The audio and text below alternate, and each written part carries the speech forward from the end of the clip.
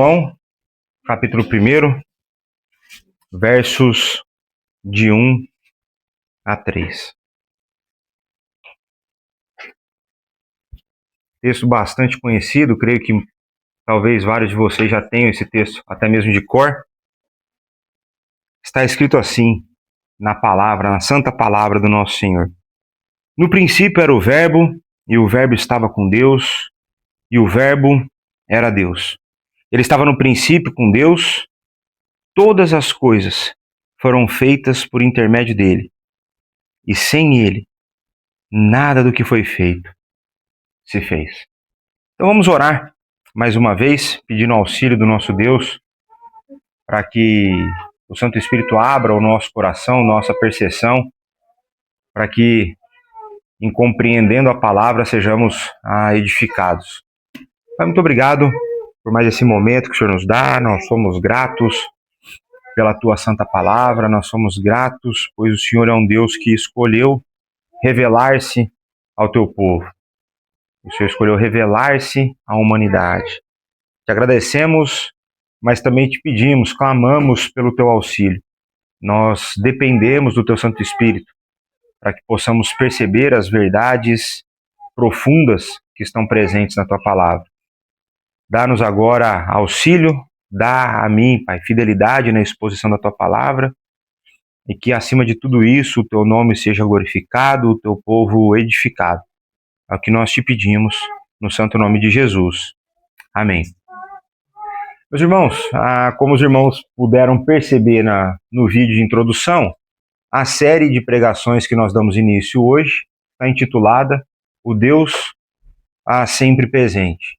E parte do objetivo dessa série é mostrar o Deus fiel que jamais abandona seu povo ao longo da história da redenção. A história da redenção que é marcada pela criação, pela queda, pela redenção e pela consumação. É possível que nós vejamos, quando nós olhamos para as Sagradas Escrituras, que o nosso Deus em todo o tempo está presente no meio do seu povo, mas não apenas no meio do seu povo. Ele é um Deus que ama a sua criação e ele está envolvido com a sua criação. Mas eu creio que parte do desafio que nós temos nessa série, e hoje vai ser a questão que eu vou mais lutar com ela aqui, é de que o grande desafio de nós percebermos que Deus está sempre presente passa por nós compreendermos quem Jesus é. Passa por nós percebermos a segunda pessoa da Trindade. E esse desafio é um desafio presente desde o primeiro século. Desde do seu nascimento tem ocorrido um debate quase que interminável em torno da existência de Jesus Cristo. E eu acho isso bastante interessante, eu acho engraçado, porque nós estamos em que ano? 2026 depois de Cristo. Mas ainda assim, nós temos que lidar com esse debate. No passado, esse debate era mais honesto intelectualmente. Hoje, ainda existem pessoas que creem que Jesus não existiu. Isso é um facto. Mas não existe mais dentro, vamos dizer assim, dentro da academia, dentro das universidades, um debate que seja intelectualmente honesto. Ele já não consegue negar a existência de Jesus.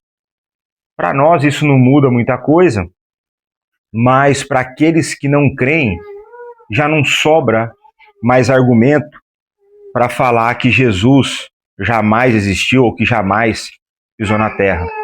Existe um ateu bastante conhecido, de bastante renome, mas eu acho ele bastante limitado, que é, se não me engano, é o Richard Dawkins, que escreveu, acho que O Delírio, Deus, um Delírio, ou algo do tipo.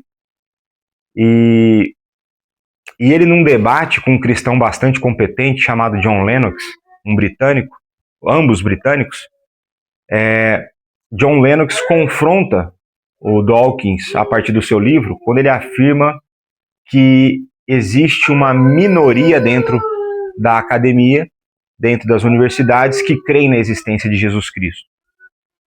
E John Lennox vai falar que ele conversou com todos os historiadores das principais universidades, lá Cambridge, enfim, Oxford, e vai falar, veja, os maiores historiadores da antiguidade afirmam que não tem como negar a existência de Jesus.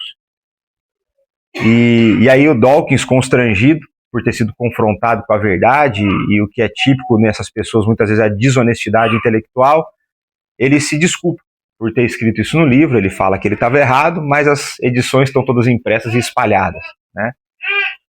Mas para mim a grande questão não é se Jesus existiu ou não existiu. Eu não acho que seja esse o problema na discussão toda. O problema que parece existir para mim é quem Cristo afirmava ser. Então o problema não está na sua existência, o problema está na afirmação da sua identidade. E se ele afirma ser, no caso, o Filho de Deus, a segunda pessoa da Trindade, o Messias prometido, é isso que gera o grande debate. Então o grande debate para nós hoje em dia é quem é Jesus. Não se ele existiu, mas quem é ele? Qual é a sua identidade?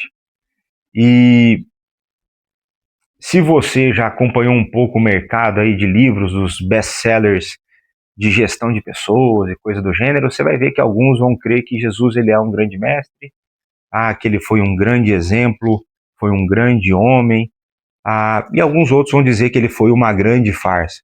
Uma farsa tão grande, que a partir de 12 homens até hoje tem gente a acreditar nessa mentira.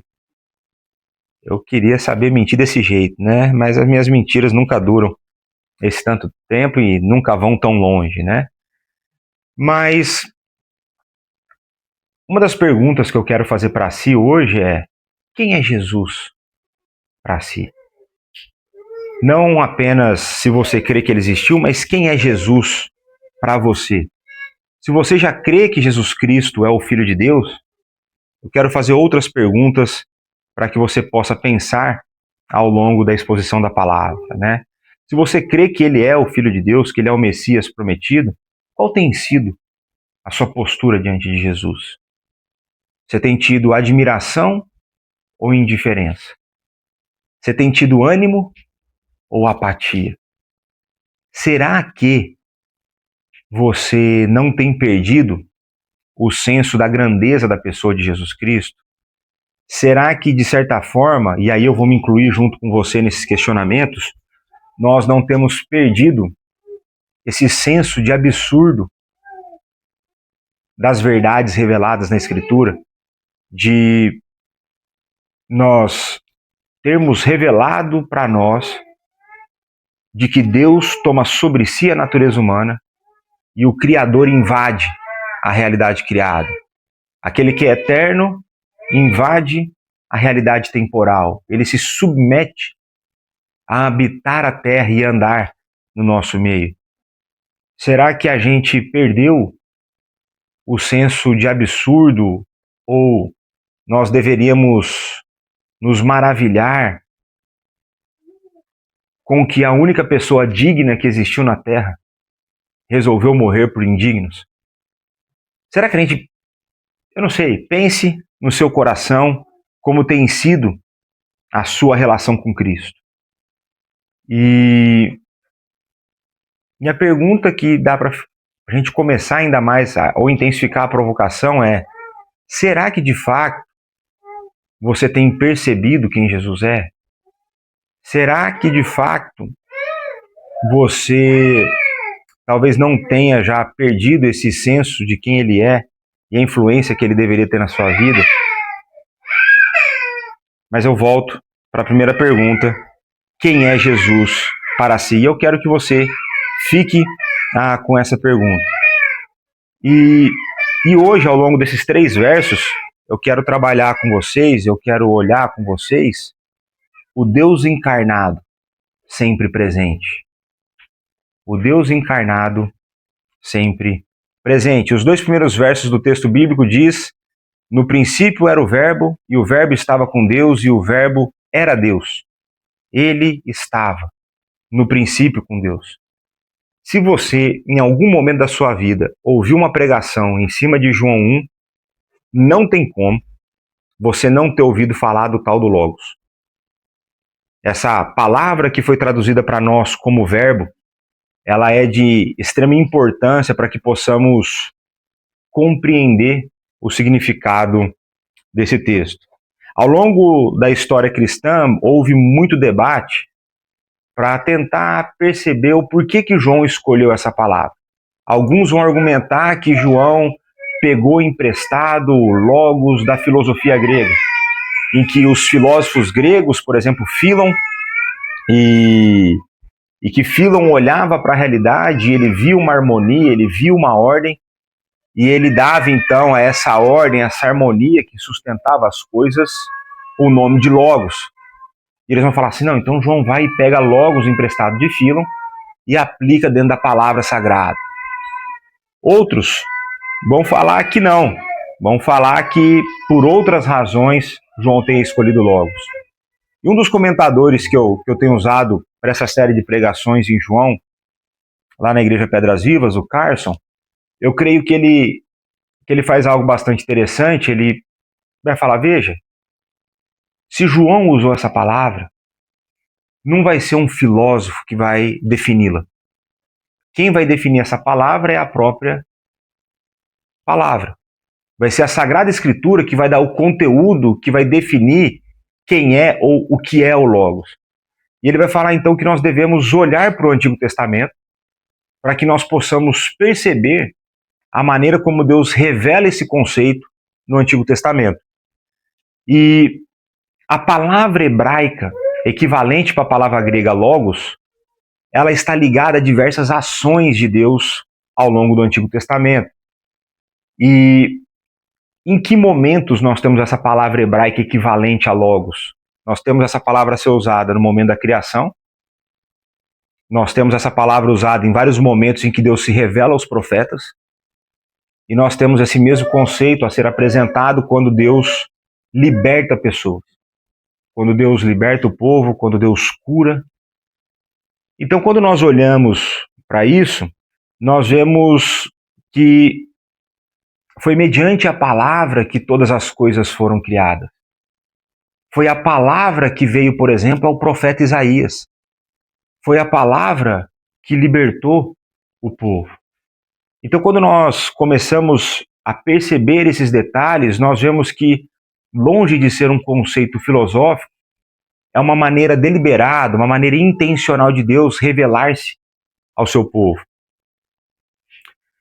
Mas uma outra forma que essa expressão, esse conceito da palavra aparece, ou do verbo, aparece no Antigo Testamento é através da sabedoria. Então, se você for ler o livro de Provérbios, a sabedoria está sempre presente, falado como uma pessoa. E essa pessoa depois vai tomar forma mesmo. Jesus Cristo, a encarnação da sabedoria. E da maneira como a versão, como as nossas traduções em português, na maioria escolheram traduzir a palavra logos, eles traduziram por verbo. Mas em algumas versões em inglês eles traduzem por palavra.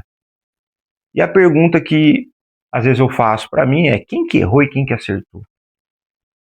Por que será que os americanos escolheram palavra e os brasileiros escolheram verbo? E eu creio que, no fim das contas, mais importante do que a precisão da tradução, ou qual dos dois está mais preciso, é de que vai ser impossível a gente definir com palavras uma definição correta daquele que é infinito. Vai ser impossível nós definirmos Jesus em uma única palavra. Então, o Carson também vai trabalhar esse conceito de que o Logos ele é mais do que apenas uma palavra com uma tradução direta, ele é um conceito dentro da vida de cada cristão em expansão.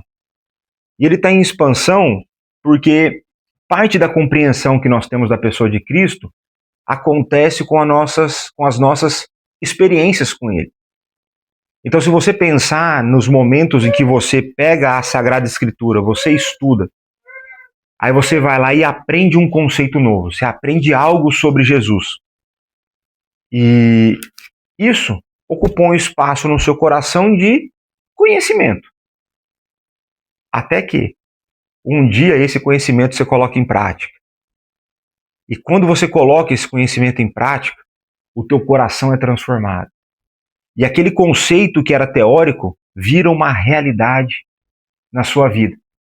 Então, essa ideia de que o Logos ele é intencionalmente escolhido porque ele mostra-nos um Deus que escolheu revelar-se para o seu povo. Deus intencionalmente vem em nossa direção e ele resolve falar com a gente. E essa é uma das coisas importantes na vida cristã, de nós percebermos o quão fundamental é a leitura para a vida cristã. Porque Jesus Cristo é o Verbo de Deus. E ele se revela e se registra no livro que hoje nós temos. E se é ele quem revela-se aqui, é a ele quem nós temos que devorar. Então a leitura ela é fundamental, não existe uma vida cristã genuína e profunda sem o exercício da leitura bíblica. Mas então, pensem nisso, o quanto ao longo da tua vida esse conceito do Logos tem se aprofundado conforme você tem amadurecido na fé.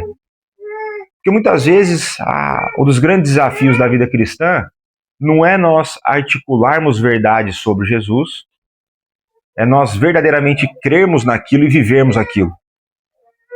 Então, desafio que eu falei hoje pela manhã. Não é difícil você falar, Jesus é soberano e ele reina sobre tudo e sobre todos. Não é fácil falar isso? E você sabe que é verdade, porque está escrito. Agora, o quanto você confia nisso?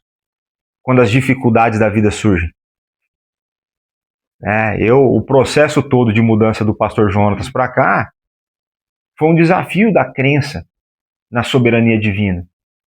Porque muitas vezes a gente quer fazer as coisas na força do nosso braço e a gente se esquece que o maior interessado na vida da igreja é o dono da igreja. Porque a gente começa a dar uma de besta, a gente começa a achar que a gente é o dono. E que são os nossos interesses, são os nossos sonhos. E eu lembro de algumas conversas que eu tive com o conselho, né? Surgiu uma conversa despretensiosa minha do Jonatas via WhatsApp, quando eu dei notícias de como o trabalho aqui em Portugal estava a caminhar. Ele fez uma brincadeira bastante comum entre pastores presbiterianos. Falou, olha, não se esqueça, quando você precisar de auxiliar, eu estou aqui. E eu falei, você está falando sério ou não? Porque eu preciso. E ele falou, pera, vamos marcar uma conversa então. E a conversa começou de uma maneira despretensiosa. Eles vieram para cá, o conselho fez entrevista unânime. Ou não. Tanto é que ele e a Vanessa, quando saíram da reunião, eles saíram meio em choque. A alma parecia que tinha saído do corpo da Vanessa. Ela até estava mais branca, assim, sabe? Ou olhavam para o lado, para o outro, e não falavam nada. Estavam hospedados lá em casa, foram embora quietinho na viatura, né? E o meu coração tinha essa convicção de que Deus estava à frente do trabalho. Mas aí começou a chegar as burocracias. Burocracia no presbitério. Aprovação do nome. Emissão da carta oficial para fazer pedido de visto. Isso começava a me angustiar. Por quê? Porque eu tinha colocado uma meta de quando o trabalho ia começar. O Jonas tem que estar aqui em janeiro. Nós vamos começar 2026 indo para cima. E passava o tempo e não vinha as cartas, e eu começando a ficar desesperado, e o presbitério não reunia, e eu ligava para o presidente, falava, presidente, me ajuda. Precisamos marcar essa reunião, nós precisamos entrevistar o cara. Nós temos que pedir visto em Portugal demora. Né? E aquela angústia tomava conta. Aí do nada vinha uma calmaria. Aí eu era lembrado. Quem que é o dono da igreja? Quem reina soberanamente? E nesse processo, quanto tempo para ser o visto? Um mês. Não demorou um mês para ser o visto do Jonas. E da família toda. Aí quando tá para eles mudarem, eu aprovei no conselho e falei, vamos começar a procurar casa de maneira antecipada, eles vão chegar, já vai ter a casa pastoral. Eu quero que esses caras cheguem aqui em paz, já chegam mudando e trabalhando. E quando a gente começou a ver isso, conseguimos comprar passagem para o final de janeiro. Eu falei, chega é no final de janeiro, mas é janeiro. O importante é a meta batida. Aí veio a notícia. Vanessa fez um exame. Isso é uma imagem. Tá com suspeita de cancro. Aí eu falo, Deus, aí não. Aí cancela a busca da casa, vamos esperar o resultado. Isso era antes do Natal, o resultado só ia sair dia 15 de janeiro. 2 semanas antes da viagem. Mas a cada etapa, por mais que a angústia viesse, eu e o conselho nós pudemos experimentar a maneira como Deus demonstrou a sua soberania.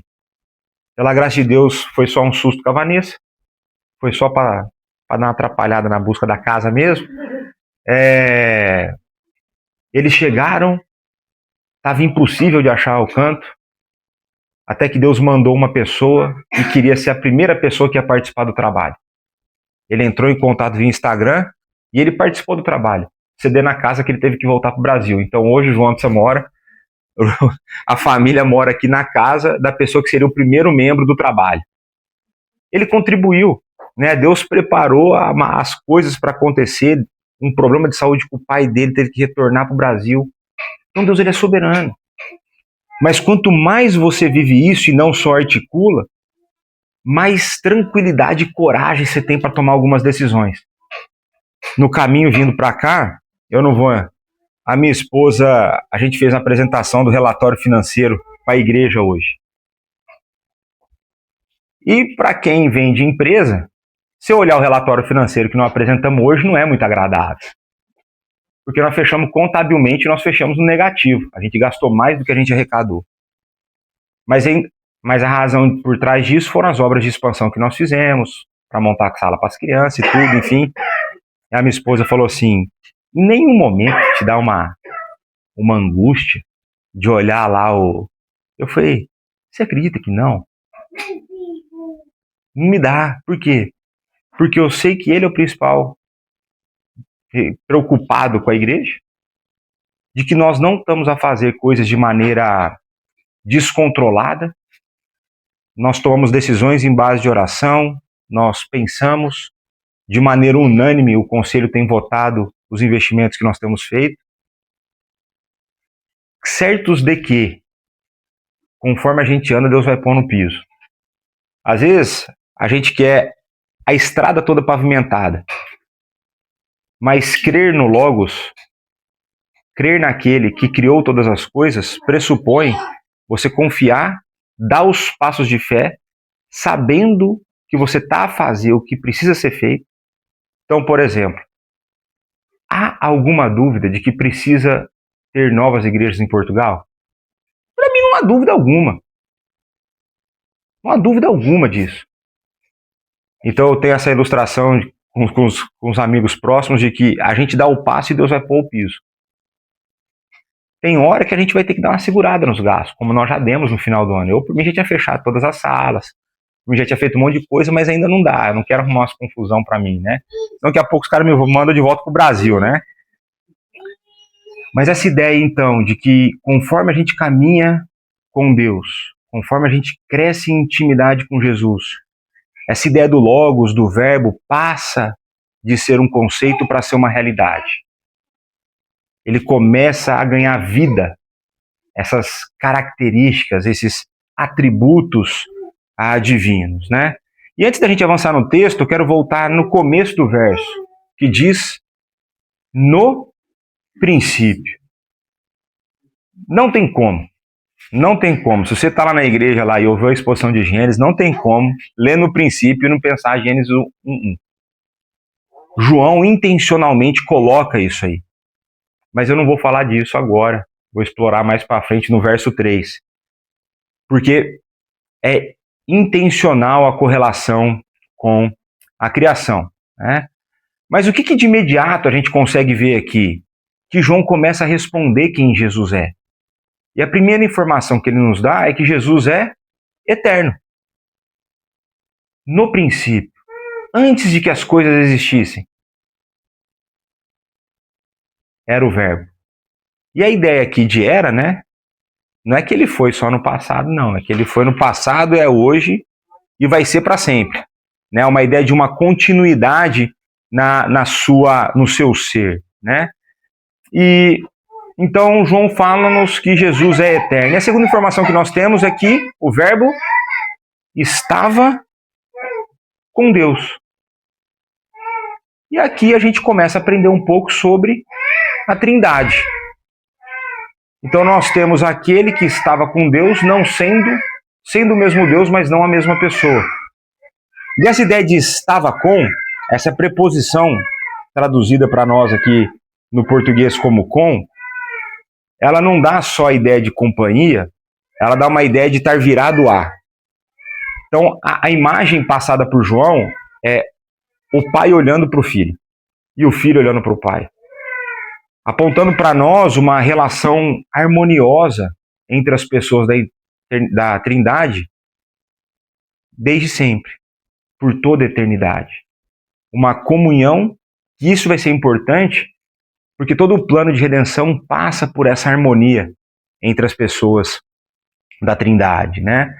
E por fim a gente vê que o verbo era Deus. Então, ao mesmo tempo que nós aprendemos que Jesus, e aqui depois mais para frente a gente já vai saber que o verbo é Jesus, que Jesus é eterno, que Jesus é uma pessoa distinta, né, da Trindade, mas então parte da Trindade, nós temos agora que Jesus é Deus. E nós temos aqui a divindade de Cristo definida, e tem uma frase do Paul Tripp que eu gosto, que ele diz assim, que Jesus é tão Deus quanto Deus é. Jesus não pode ser nem nada mais, nem nada menos. Jesus é simplesmente Deus. E aqui eu quero fazer mais uma das minhas reflexões com vocês, porque o nosso conhecimento acerca da divindade de Jesus deve moldar a maneira como nós enxergamos as Sagradas Escrituras e a maneira como nós enxergamos os relatos do Evangelho. O saber que Jesus é Deus deve conduzir o nosso coração a olharmos para a palavra não simplesmente ou meramente para a resposta para os nossos anseios, mas deve levar o nosso coração para buscar a palavra para que nosso coração cresça em conhecimento e em relação com ele.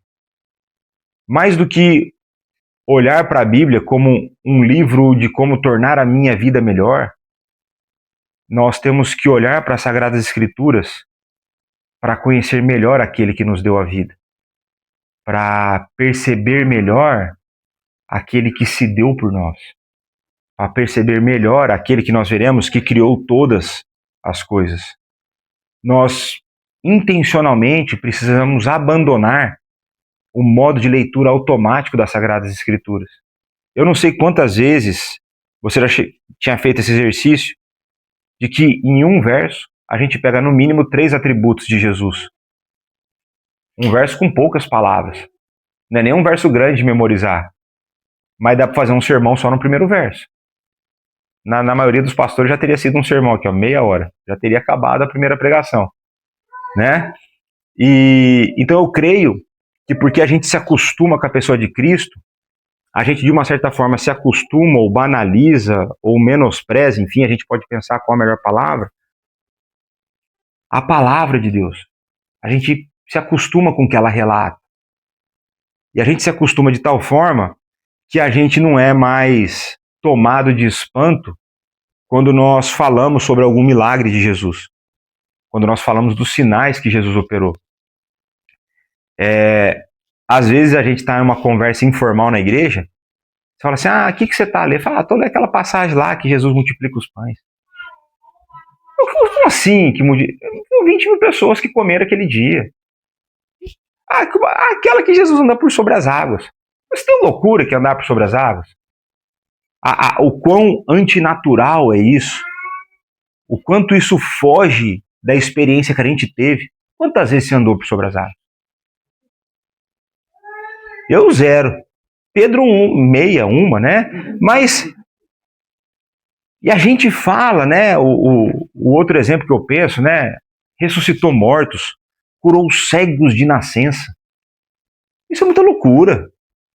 Eu fico pensando assim, o que era o problema do cara? Ele não tinha um nervo ocular, era o globo ocular, ele não tinha um olho. O que era o ser cego de nascença?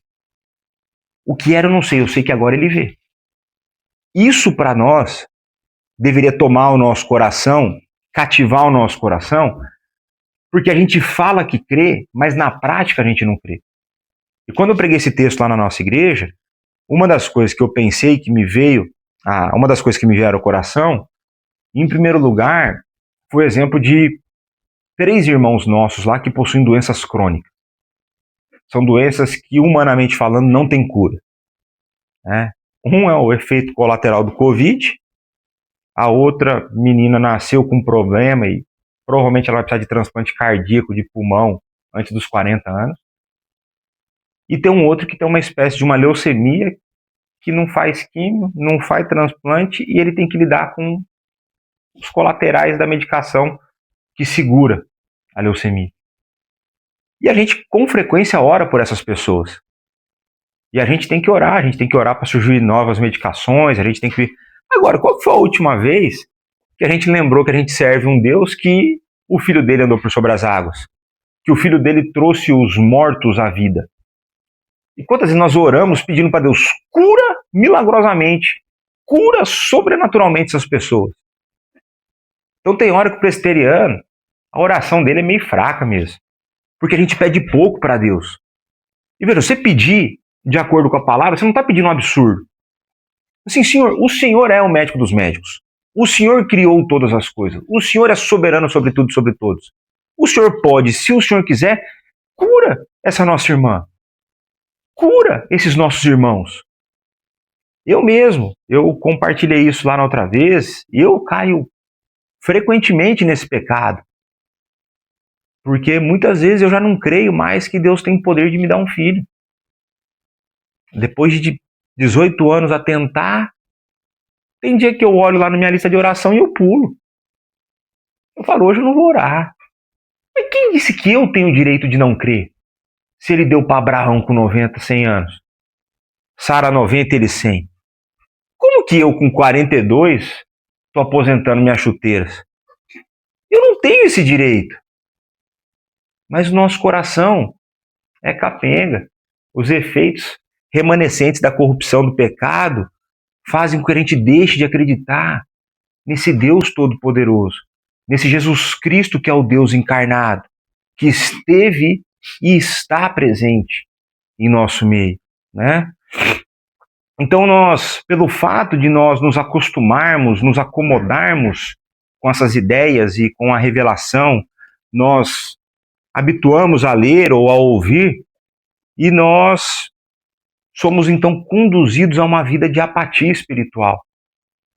Nós vivemos de uma maneira bastante apática e porque nós deixamos de admirar a pessoa de Jesus, por exemplo, nós também deixamos de admirar a sua palavra e, consequentemente, nós deixaremos de obedecê-lo.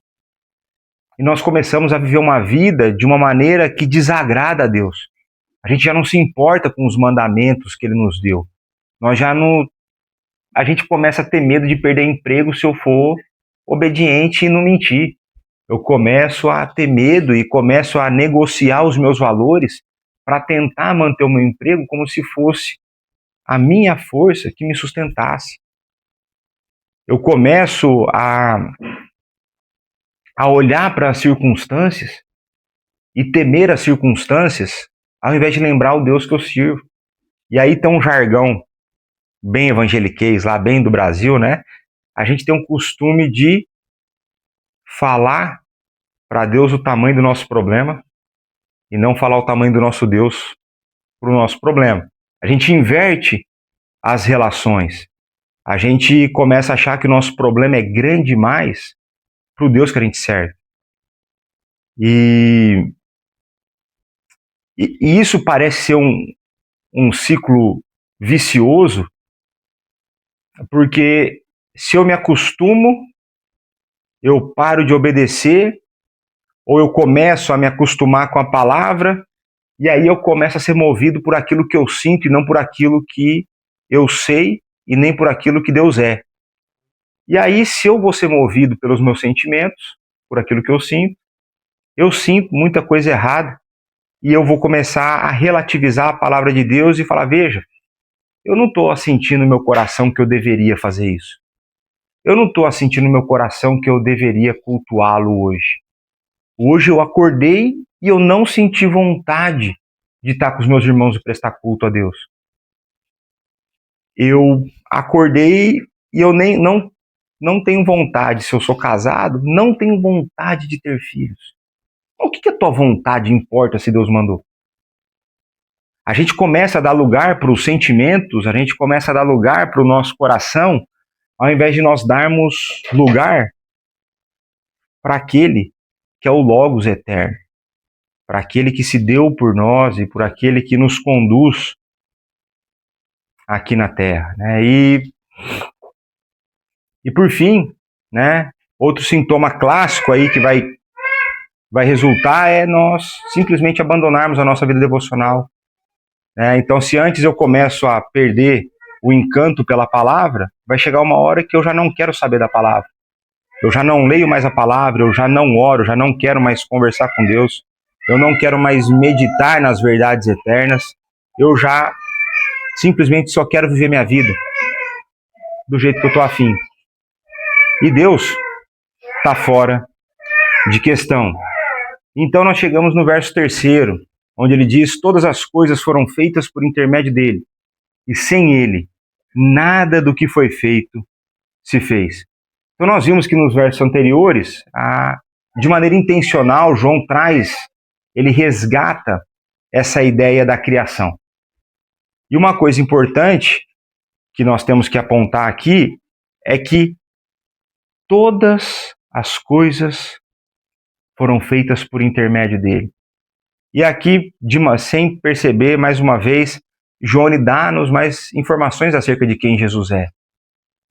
Jesus é a palavra criadora. Mas existe uma outra coisa, Jesus não foi criado. Se todas as coisas foram criadas por ele, ele mesmo não foi criado por ninguém. Então aqui nós já sabíamos disso, pois ele é eterno, ele não pode ter sido criado e ao mesmo tempo ser eterno, mas agora João confirma-nos essa realidade, porque ele é aquele, então, a palavra criadora, aquilo que todas as coisas foram feitas através dele, né? E quando nós olhamos o texto de Gênesis 1, e aqui é a beleza de nós olharmos as Escrituras à luz das Escrituras, nós buscamos no texto de Gênesis 1, se João está a falar que todas as coisas foram criadas por intermédio dele, onde está Jesus lá no texto? Né? Onde está Jesus? E aí, se Jesus é o verbo, se Jesus é o Logos, todas as vezes, e Deus disse haja, é ele, essa palavra criadora. Né? Talvez por isso em português tenhamos traduzido por o verbo, uma vez que o haja de existir é o que dá existência à luz e depois às outras coisas, né? Então nós começamos a ver que, à luz das Escrituras, nós podemos afirmar a presença da Trindade no capítulo 1 de Gênesis, né? Mas a gente começa a ver então que Jesus, ele é a palavra criadora. E eu não sei o quão familiarizado você está com o relato da criação, mas a maneira como todas as coisas foram criadas, elas todas foram criadas em perfeita harmonia. Elas foram criadas de tal forma em que o ser humano tinha uma relação perfeita com Deus, com o seu próximo e com a criação. É esse o poder criador de Deus. Jesus Cristo cria todas as coisas de maneira perfeita, em perfeita harmonia, até que o pecado invade a realidade através de Adão. E o facto de Cristo ter criado todas as coisas em perfeita harmonia deveria trazer para o seu coração e para o meu conforto. E por que conforto? Porque quando você se depara com a realidade nos nossos dias, em vários momentos, parece que Deus não está no controle. Parece que a hora que as coisas vão começar a acalmar, alguém aperta um botão para lançar um míssil. Parece que a hora que as coisas vão tranquilizar, vem eleição em algum país. quando parece que vai não sei o que, vem uma crise econômica. E eu, desde quando eu me entendo por gente, estou esperando que tempo que vai vir tranquilidade. Né? Porque aí vem a bolha de 2008, aí depois veio não sei o quê.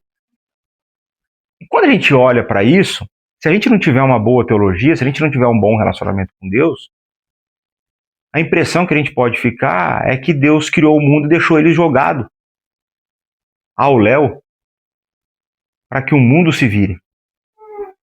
Colossenses 1, 16 e 17 vai contrariar essa afirmação, porque ele não apenas criou todas as coisas, como todas as coisas subsistem nele. Jesus Cristo ele não apenas cria, mas ele sustenta toda a criação até os dias de hoje e até a sua volta.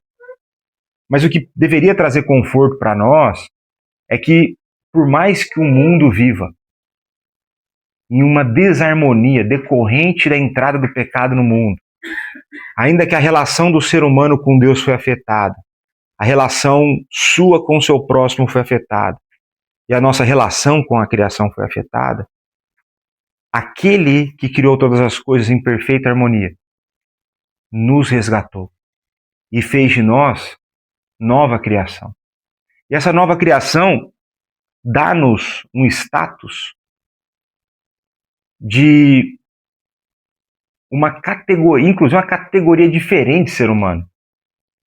Porque nós que estávamos mortos agora temos vida, e não apenas temos vida, como estamos unidos com o nosso Senhor. E ainda que no tempo presente a gente não vá usufruir de toda a harmonia existente no mundo pré-queda, a gente já usufrui de muito dos benefícios do novo céu e da nova terra no tempo presente. A possibilidade de relacionamento com Deus é uma delas. O que o pastor Jonas colocou aqui, né? Foi na EBD, eu acho que ele colocou a questão de que agora nós temos não apenas acesso ao Pai, mas o texto de Hebreus diz que nós devemos acessar o trono da graça com ousadia. Nós podemos acessar a Deus com ousadia. Isso é um benefício de um tempo futuro, já no tempo presente. Um dia essa relação vai ser completamente sem qualquer ruído. Mas hoje você que era alvo da ira de Deus, tornou-se alvo do amor de Deus. Tudo isso por conta desse Criador, porque ele teve poder de não apenas criar as coisas em harmonia, mas de realizar a obra que possibilita a restauração dessa harmonia. Essa restauração está em progresso, ela está a acontecer, mas chegará o dia em que todos os efeitos da queda serão removidos. O texto de Romanos 8 vai nos falar que a criação geme ansiando esse dia. Acho que as placas tectônicas anseiam o dia que elas não vão mais se trombar entre si e gerar tsunami e terremoto. Os animais não mais se caçarão da maneira como se caçam. A inimizade deixará de existir. O texto de Apocalipse vai dizer que não haverá mais dor, as nossas lágrimas serão enxugadas.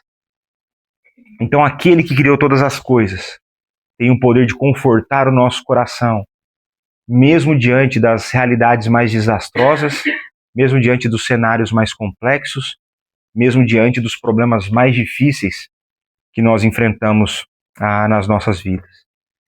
E eu não sei quantas vezes você para refletir sobre isso,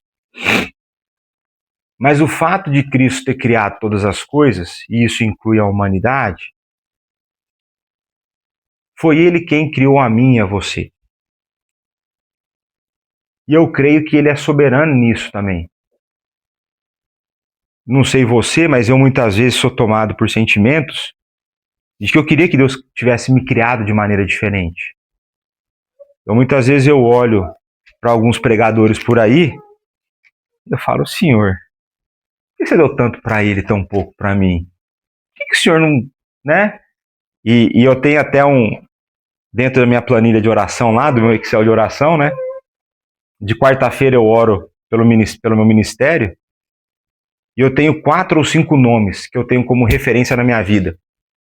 E eu falo para Deus, me dá o pregar como esse homem, me dá o enxergar os detalhes no texto como esse, me dá o discipular como esse, me dá o pastorear como aquele. Pedir não custa, né? Tô pedindo só coisa para abençoar o povo de Deus, né? Talvez tenha ali algum orgulho por trás, mas pelo facto de muitas vezes nós nos esquecermos de que é Ele quem nos teceu no ventre da nossa mãe, a gente pode desejar ser diferente.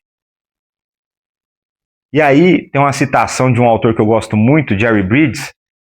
Ele fala o seguinte, ó, abre aspas: pense nisto, o Deus eterno, infinito na sua sabedoria e perfeito no seu amor, criou-nos pessoalmente, a si e a mim.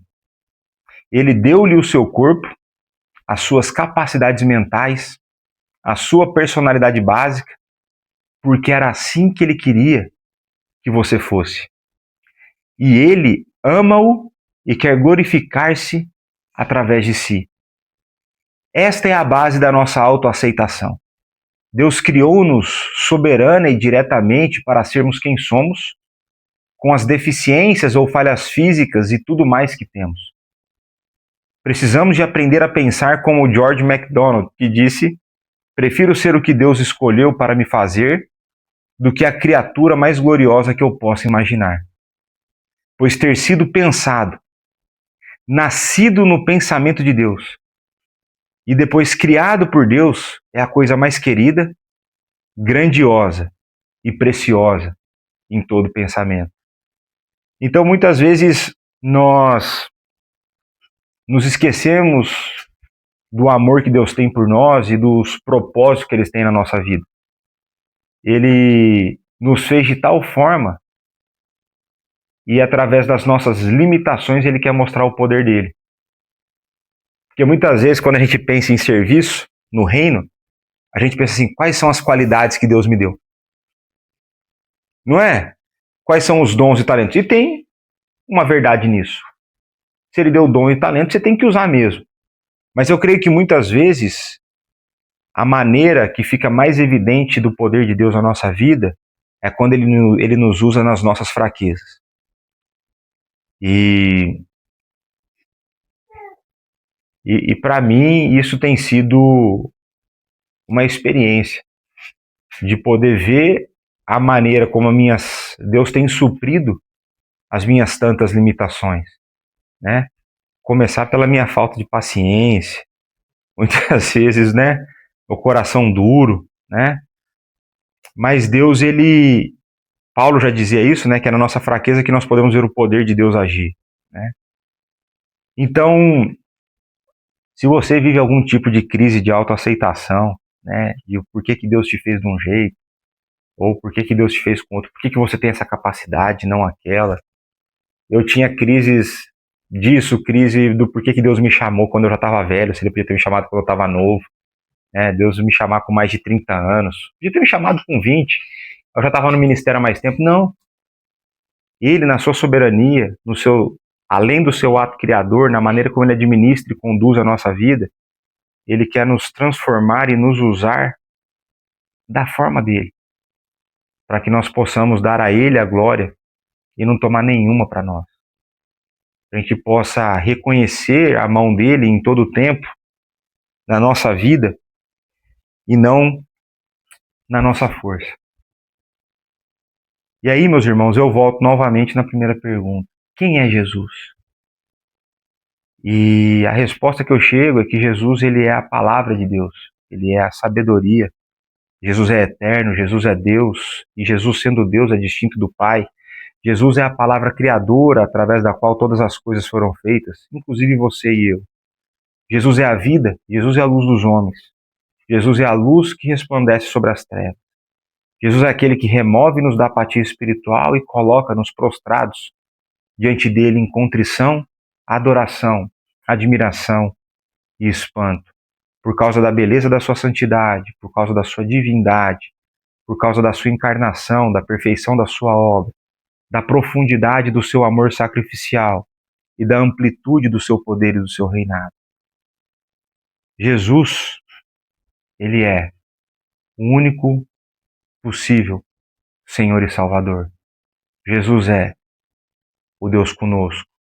Ele é o Deus encarnado, sempre presente. E eu quero deixar aqui só 2 aplicações para os irmãos. A primeira delas é: abandone a sua apatia espiritual. Busque viver uma vida de intimidade com Deus. Veja, Deus escolheu relacionar-se conosco. Deus escolheu relacionar-se de tal forma que Ele condescende, né? A gente usa essa palavra feia, né? Mas é que Ele vem a nós de uma forma que nós possamos compreendê-lo.